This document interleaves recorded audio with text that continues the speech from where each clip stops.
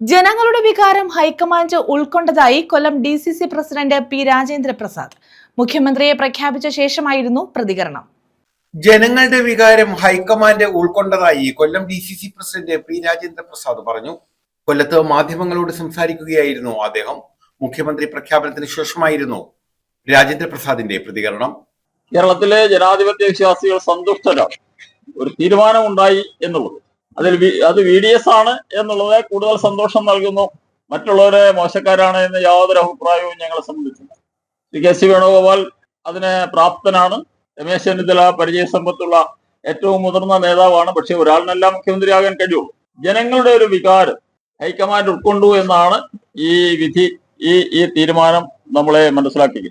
ഞങ്ങളുടെ സന്തോഷം 2-3 ദിവസം താമസിച്ചപ്പോൾ നിങ്ങൾ തന്നെ അത് നിങ്ങളുടെ ഒരു ധർമ്മത്തിന്റെ ഭാഗമായി ഞാൻ കാണുകയാണ്. മീഡിയാസ് വിമർശനാത്മകമായിരിക്കണമല്ലോ നിങ്ങളുടെ സമീപനം എപ്പോഴും.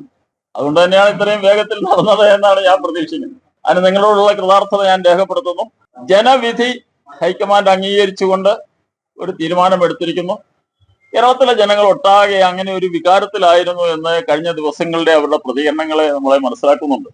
ഈ ഒരു തീരുമാനം കേരളത്തിലെ കോൺഗ്രസിന്, കേരളത്തിലെ UDFന്, ജനാധിപത്യ സംവിധാനങ്ങൾക്ക്, UDFനെ സ്നേഹിച്ച CPM അധികാരത്തിൽ വരരുത് എന്ന വികാരം തെരഞ്ഞെടുപ്പിൽ പ്രകടിപ്പിച്ച എല്ലാ ജനങ്ങളോടുമുള്ള കടമ നിറവേറ്റിയിരിക്കുന്നു ഈ തീരുമാനത്തിലൂടെ.